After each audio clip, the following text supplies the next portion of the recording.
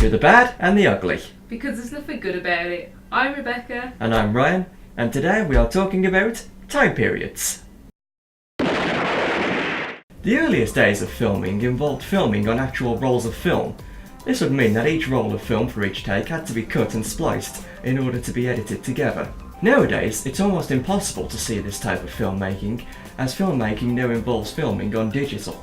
And since we have now gone digital, digital is now the norm for filmmaking. It's almost difficult to even see how very early cinema has changed to now. Georges Méliès played a big part in camera effects from his short films such as A Trip to the Moon and The Devil's Castle. Extensive editing at the time would have been colouring from frame to frame, so then there was pops of colour. To make something disappear from the screen, it would be done by filming and then stopping it before refilming once the object has been removed. These are all editing techniques from early film, which was amazing at the time, but now can be done with a simple button on a programme. But without the geniuses of that era, we wouldn't have it now. But as technology grows around us, so does movies. But it also outdates, from terrible CGI, The Mummy, to massive plot holes, Citizen Kane.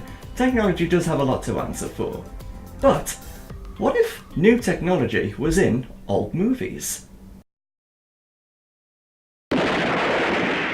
Home Alone, a movie made in 1990. 27 years old, in which the movie's plotline could be easily avoided today. The electricity cuts out meaning you miss your alarm. Phone alarms. You can't get in contact with your son. Mobiles. And Kevin, you can't pack a suitcase. YouTube. Home Alone beat Jurassic Park at the box office with a $533 million income in the domestic box office. It was the biggest comedy income of its time. And all of this came from just one scene from Uncle Buck.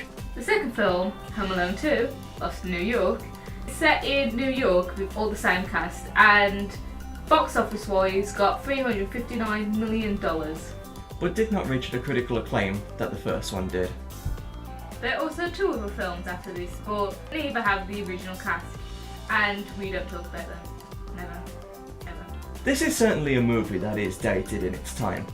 But if this were made today, what would happen? Well, let's have a look.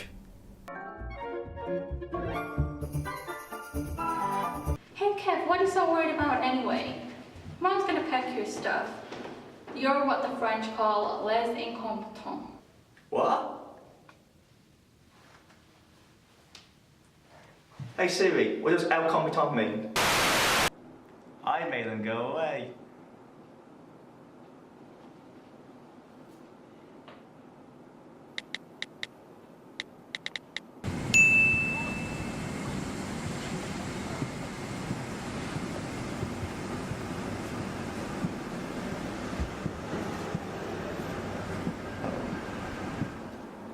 Two years before Home Alone saw a movie called Die Hard starring Bruce Willis and his Technicolor vest.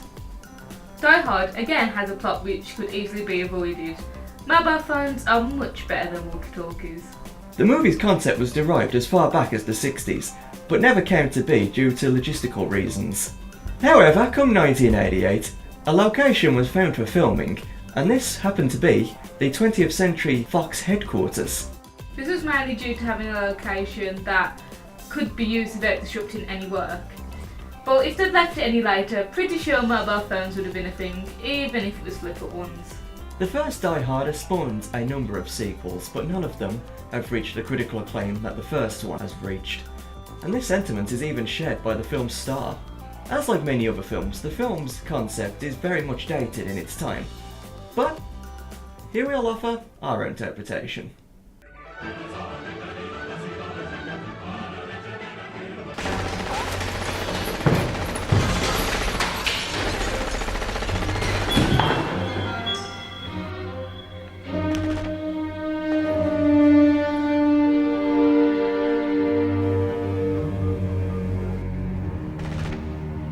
No, Mom, one, please state your emergency.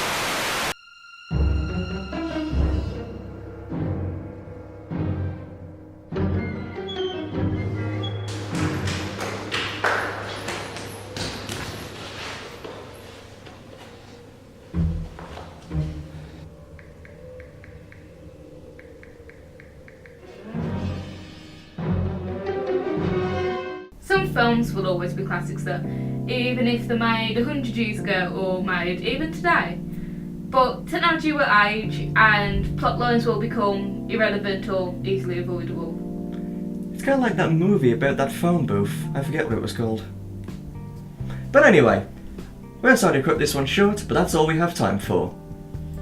And sadly, it is our third and final episode. But I hope you've all enjoyed the series, because you've been watching The Bad and the Ugly. And always remember, there was nothing good about it.